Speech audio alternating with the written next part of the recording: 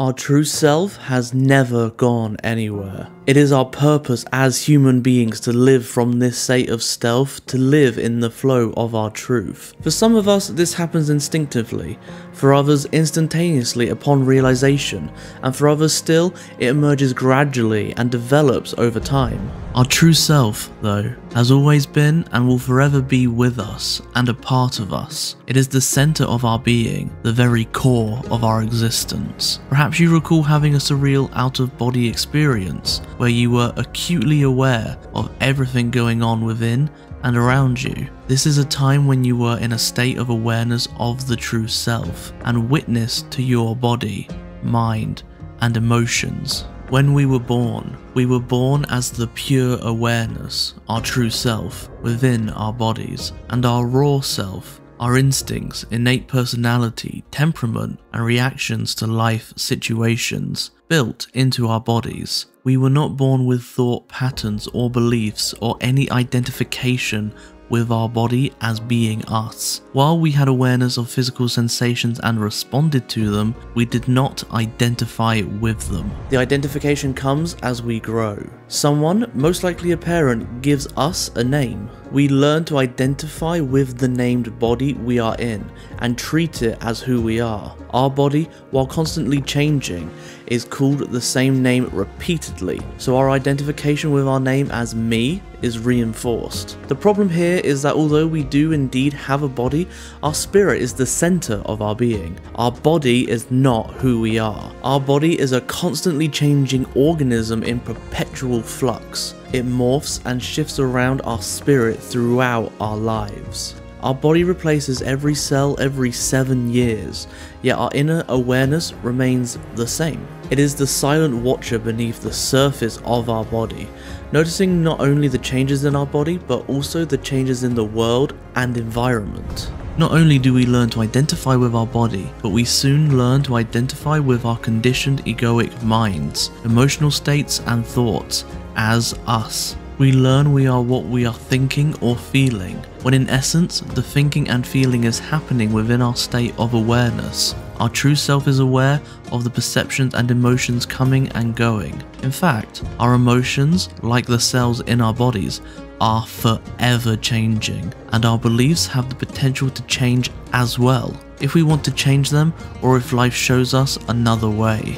In other words, we exist with a mind and body, which our true self forever witnesses. The true self underlies every feeling and belief we have ever had. It exists when our mind is empty of thought and we are not experiencing any particular emotions. If you are aware enough and sit within yourself long enough, you may intuitively rediscover the part of you that has not changed throughout your life. The part of you that has been silently watching, slightly aware of everything you have experienced, from bodily changes to the 5 senses, sights, sounds, smells, tastes, touch, to situations, to thoughts, emotions, and actions. The true self has noticed these things arise, was there during them, and remains when they have disappeared or changed. It is the part of us that continues to exist when our body dies, our eternal essence. Our true self silently observes, but that is not the only thing it does.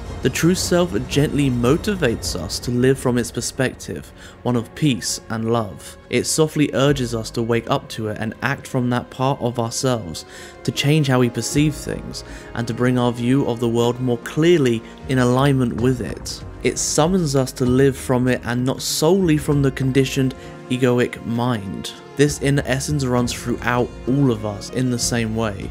Although the motivating behavior is unique to the individual, it is trying to get us to transcend our conditioned mind, so we can live in the joy and harmony of the true self. While we may still feel pleasant or unpleasant emotions, living as our true selves means that we do not believe the things that do not align with it, and we no longer identify these emotions or beliefs as who we are. We allow them to all exist and decide if they serve us as points on an internal compass directing us toward or away from things we truly want or do not want. Some people will wake up to their true self instantaneously without any effort, but for most of us, it will require some conscious effort. While we cannot force the realization, we can grow our awareness of it and our reconnection to it. We can learn how it communicates and motivates us into action. It communicates with us through our emotions, intuitive thoughts, and overall intuition.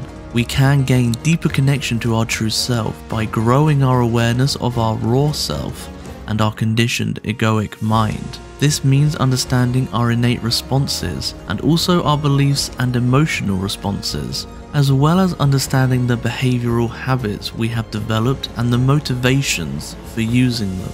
The more we do this, the more we will be able to differentiate our true self from our raw and conditioned self, and thus be able to connect to the true part of ourselves at any given moment. Despite whatever may be going on internally with our mind or body, or externally with situations we face. Our emotions are our entry points to our belief systems, and at any given moment, they can reflect the depth of our connection to our true self. The better we feel, the more likely it is that we are in alignment with our true self. The worse we feel, the less likely we are in alignment. The urges of the true self do not always follow the logic or reason of the conditioned mind. Instead, this is a dynamic essence shifting or changing the urges and impulses within us at any given moment to best suit the situation at hand and the overall flow of life. It does so with the intention of motivating us to live the life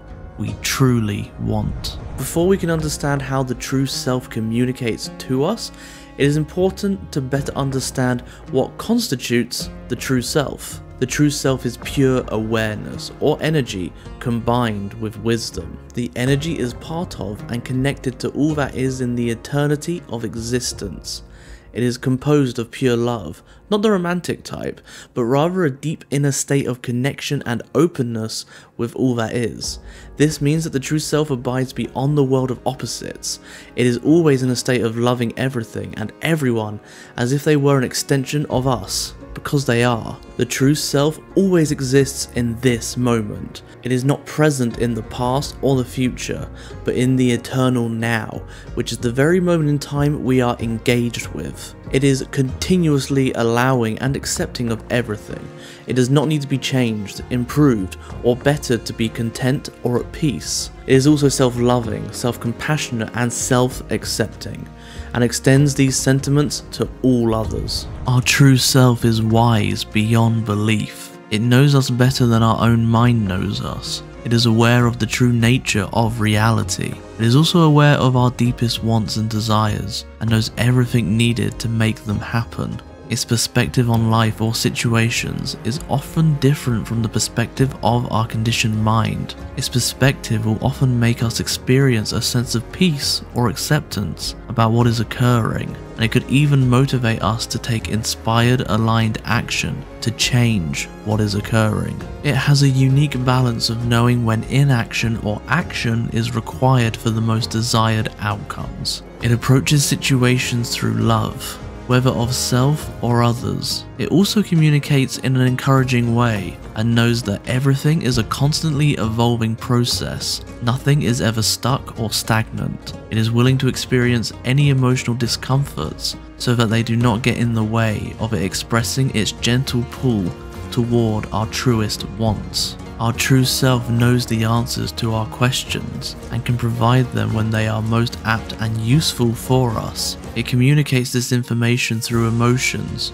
thoughts, intuition, urges, bodily sensations, and gut feelings. While listening to the true self is normal for children, many, maybe even most, of us have long forgotten how to do this, and so we need to remember or relearn how to communicate with the true self. To do so, we must first realize how true self functions and communicates with us, what our beliefs are and our emotional states and their causes. Our true self can communicate through our intuitive thoughts and emotional states, motivating us to either change our belief patterns, to realign with, or act upon them to create the life we truly want. The only issue is our raw and conditioned egoic self will also communicate through our thoughts and emotions, and may not be giving us the best advice for a particular situation. Our job is to learn how to differentiate between true self thoughts and emotions and the raw and conditioned egoic thoughts and emotions. To do so,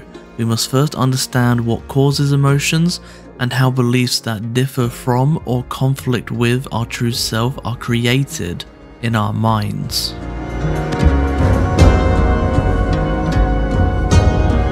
It's time for you to wake up to your true self, and we have the perfect book for you, Waking Up to Your True Self by Patrick Marando, available right now from OBooks. Thank you so much for watching. Subscribe for future content, and we'll see you next time.